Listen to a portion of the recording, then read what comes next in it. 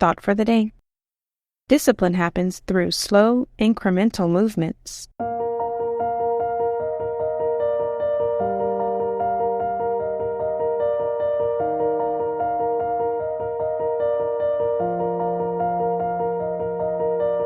Welcome to 7 Minutes for Yourself. I'm Christina Aina, and I'm so glad you've joined me for what I believe will be 7 of the most enriching minutes of your day. Let's take this time to reconnect with ourselves and improve our well-being. In today's episode of 7 Minutes for Yourself, we discuss becoming a disciple of yourself to encourage growth. Have a listen. There's a widely held belief that self-discipline means being able to do something when you don't actually want to do it. People who believe this think that self-discipline means going to the gym, reading books, or eating chicken and broccoli when you don't actually want to. For them, self-discipline means ignoring your authentic self in favor of your ideal self. But this view of self-discipline is completely diluted. Imagine that you've been taken prisoner by a criminal, and the criminal starts making demands of you. He says, "Cook me dinner. Now clean my house.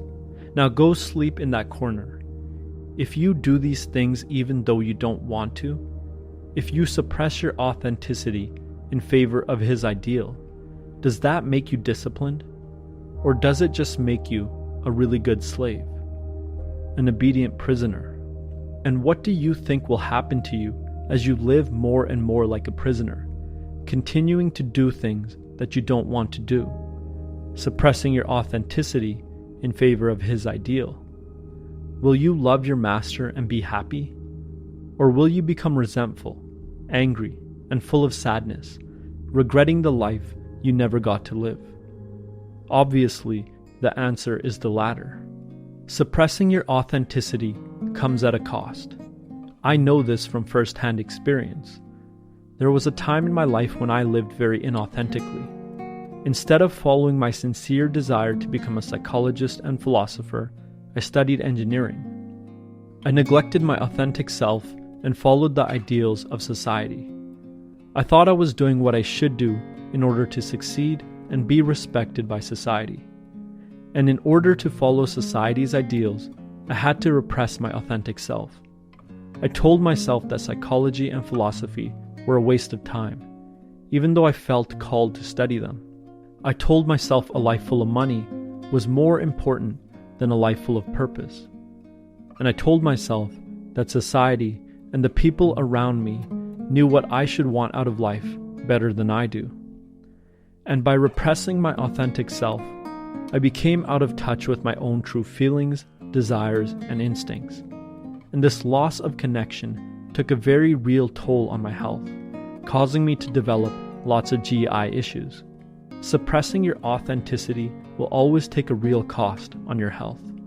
Forcing yourself to do things you don't want to do is not self-discipline. It's slavery, and every slave eventually becomes resentful, revengeful, and regretful.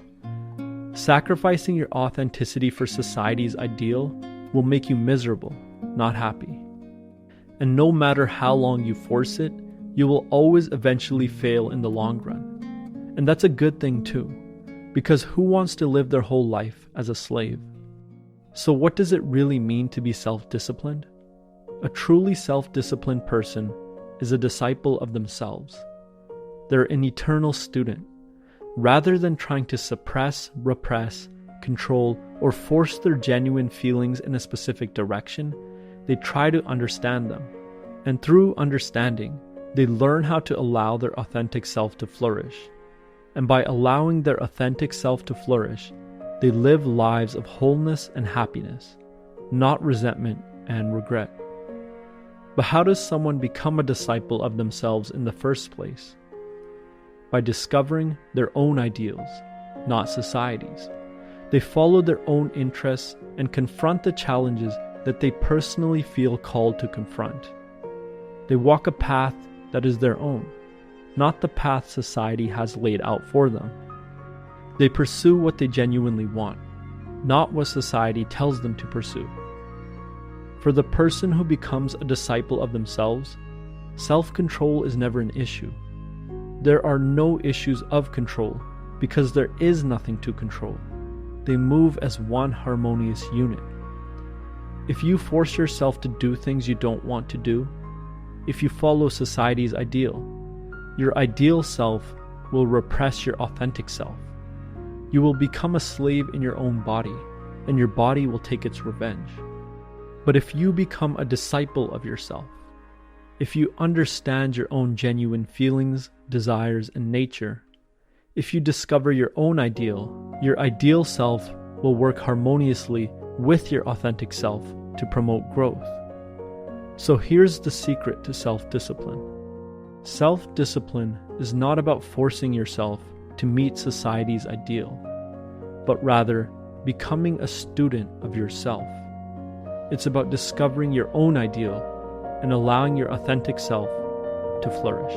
That concludes today's episode of 7 Minutes for Yourself.